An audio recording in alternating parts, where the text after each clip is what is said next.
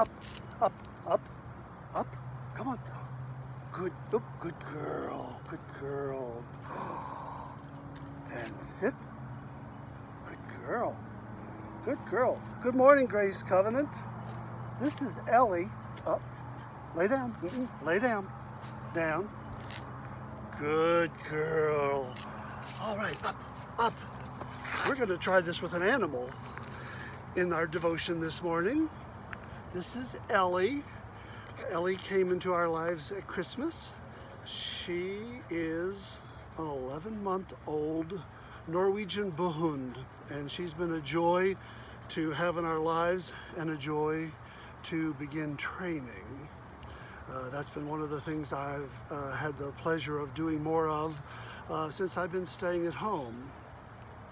And I also realized in all of my trying to train Ellie, all of a sudden I realized that some of that is about me wanting to be in control. And it got me thinking about this pandemic and about how I'm really not in control of much at all. There's been an awful lot of stuff I've had to let go of, and I suspect you have too.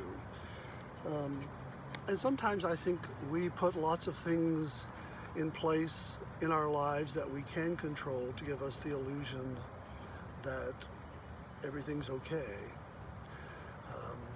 And this pandemic has highlighted the fact that, again, we are not in control, and things, at least in the moment, don't feel that good.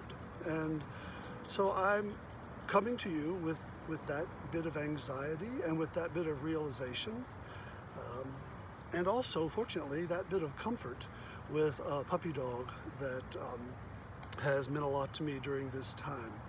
So I had two thoughts this morning. They're not completely separated. One informs the other. And the first is, you're not in control, and I'm not in control. The second is, we're also not alone. And I'm sitting here in front of this beautiful azalea. It's probably the most stunning azalea on my property, and it makes me smile every day. And as much as I love it and tend to it, tonight we're expecting freezing temperatures, and probably tomorrow night as well. And again, I realize I'm going to try and cover it up along with a lot of other plants in my yard, but some of that's just out of my control. And I have to learn to let go of those things, and to find space for the things where I can invest my energy, and places where I can put my trust and know that everything is going to be okay.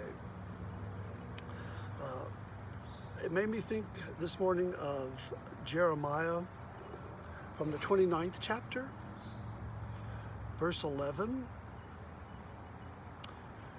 For surely I know the plans I have made for you, says the Lord, plans for your welfare and not for harm, to give you a future with hope.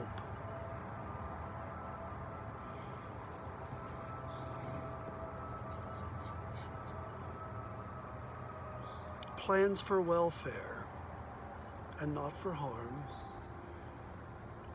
plans for a future with hope.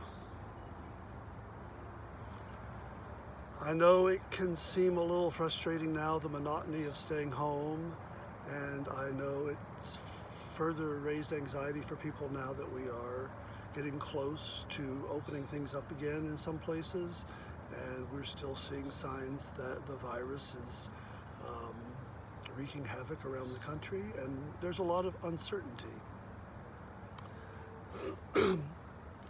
I also came to the realization this week that this is really going to be a marathon and not a sprint. I was telling that to a friend recently, and I jokingly said, I've never even trained to be a runner, and all of a sudden, not only is it not a sprint, it's a marathon. And so, trying to figure that out in all of this. And I think also to seek clarity in what's going on.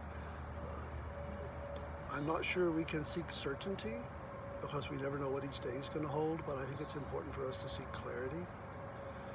There was a hymn tune that was, it was a hymn text that was recently penned by Carolyn Winfrey Gillette, and I'm going to pull it up on my computer here and read it for you. My computer has gone blank, and my dog is being patient here. She's so good. So here's a hymn that I want to leave you with. I actually led into this devotion today with the tune that she recommends, and that's the Beach Spring tune. Da da da da da da da da dum. And here's the text I want to leave with you today from Carolyn Winfrey Gillette, and it reads, "When we face an unknown future that we can't imagine yet, when the closeness we have treasured turns from blessing into threat, as we miss our friends and loved ones, as we crave community, may we look, God, in this season for a whole new way to be. Jesus faced the lonely desert as a time to look within. There he met such trial and conflict. There he knew you were with him. In this time of separation, when we miss the life we've known, may we hear your voice proclaiming, 'I am here, you're not alone.' May we cherish those around us as we never have before. May we think much less of profit. May we learn what matters more. May we hear our neighbor's suffering. May we see our neighbor's pain. May we learn new ways of offering life and health and hope again. God, when illness comes to threaten, and when so much here goes wrong, may we know this thing for certain, that your love is sure and strong. You are beside us in our suffering, and when times are surely tough, we may face an unknown future, but it's filled, Lord, with your love. Grace Covenant, rejoice this day that you are not alone, and be glad that you're not in control.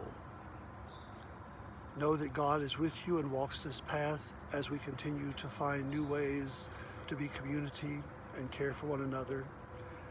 And as I remind you each week, even as things open up, if you're able to, stay home. If not, be safe when you're out there. So stay home, stay safe, stay connected, and remember that you are loved. Thanks be to God.